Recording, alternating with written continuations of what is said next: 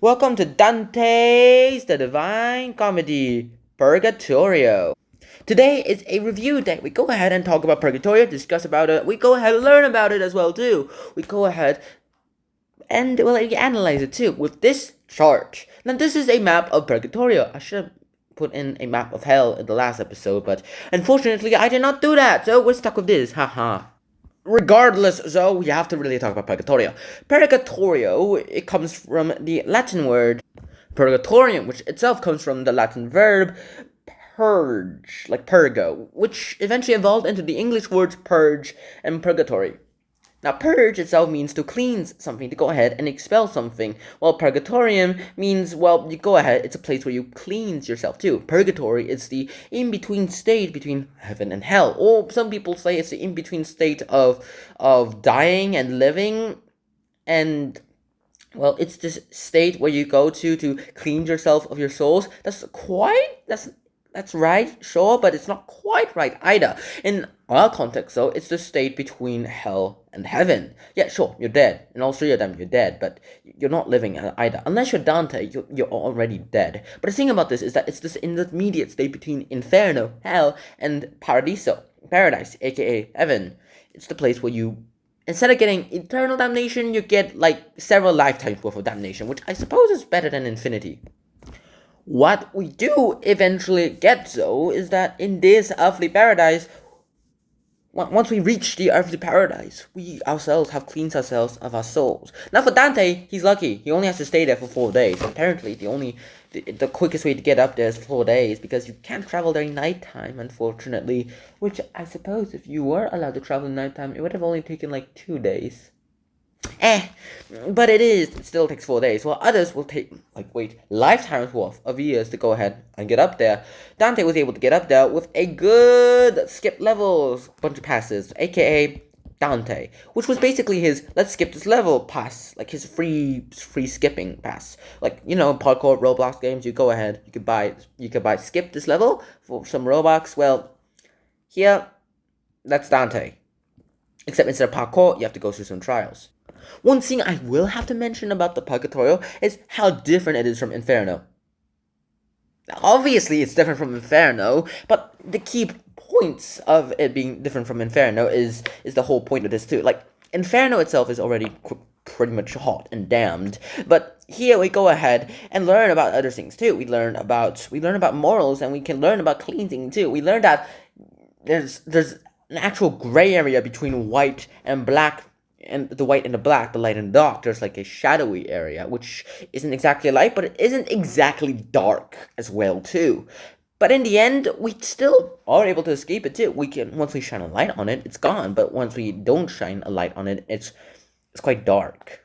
It's very, very dark. Back to the point, so Mount Purgatorio itself is again quite different from Inferno for not just its sins. It has quite too fewer circles than like the original, but instead it has its own punishments, but it has its own cleansing too. One difficulty that Dante must have faced when writing the Purgatorio was his writing style in the Inferno. In Inferno, he was quite common just writing a sin with a punishment. He just matched a sin with a punishment like that. But this time, he also has to do that, but he has to include a third wheel. These sums here. The sins have redemption in them, and once you finish it, you can cut yourself from that puzzle piece and ascend towards heaven. There is a lot more that I could go ahead and talk about here, so... Back to the point. Whereas here, we go ahead, we ascend up, just like heaven, except in heaven, we kind of ascend like sideways. We're not exactly sure where up is or down is for heaven, so Purgatorio, what kind of makes Purgatorio quite special towards me is that it's the in-between state too. Every human being is an in-between state, except for the infants. They have no idea what evil or good is. Once they die, if they die in infancy, they will be in eternal happiness in limbo. Unless they've been baptized already, but yeah. What what I really want to talk about here is that our journeys all begin with Dante and Virgil climbing out of the depths of hell, whereas hell is just like a place described to be, once you get in there, the whole point of hell is that once you get in there, there's no way out, and unless you're Dante or Virgil, you should be able to get out too. I mean, even if Dante fails his mission, he will go back to Earth, and he could technically try again by repenting. He is only 35 years old, which is like midway through his lifetime. He still has another extra 35 years to repent, which means he has a better chance of getting into Purgatorio than into paradise. I mean, I wonder what would have happened if he never went through this journey. I mean, sure, he would have had the necessary requirement, the minimum requirement of going through hell, but I always wonder what it would have been like if he never went through hell. If he never went to purgatory and went through heaven, would he stayed in hell? Obviously, he probably would have. His Beatrice said that if you don't go through this, you'll be stuck in hell forever and far away from me as the longest possible distance ever. And he obviously doesn't want that. Once we get to the earthly paradise, we finally meet Beatrice, and we find out that she's not exactly the great person that we know her to be. She's quite a... I'm not exactly sure how to describe her, but I can't swear. This is a family-friendly channel currently, so no, I can't swear. I'm 14, for heaven's sake. Unfortunately for us, though, Beatrice itself, she is quite mean, too. She is in the light, but she isn't exactly in the dark, either. She's, dark, but she's not exactly light, either. She goes ahead and meets Dante, literally confronts him about, saying, you know, someone else, even though his poems go ahead and say a completely different story. It's like he's not even married. It's like we don't even know if he has another girl. He probably only has Beatrice, we say this, but Beatrice is dead, so he's probably gonna get another girl, right? He already has another girl. He has another girl. He's technically been cheating on his wife by writing all these sonnets about Beatrice instead of his wife. Then again, his marriage with his wife was not out of love, but it was out of just relationship and gaining power for his family.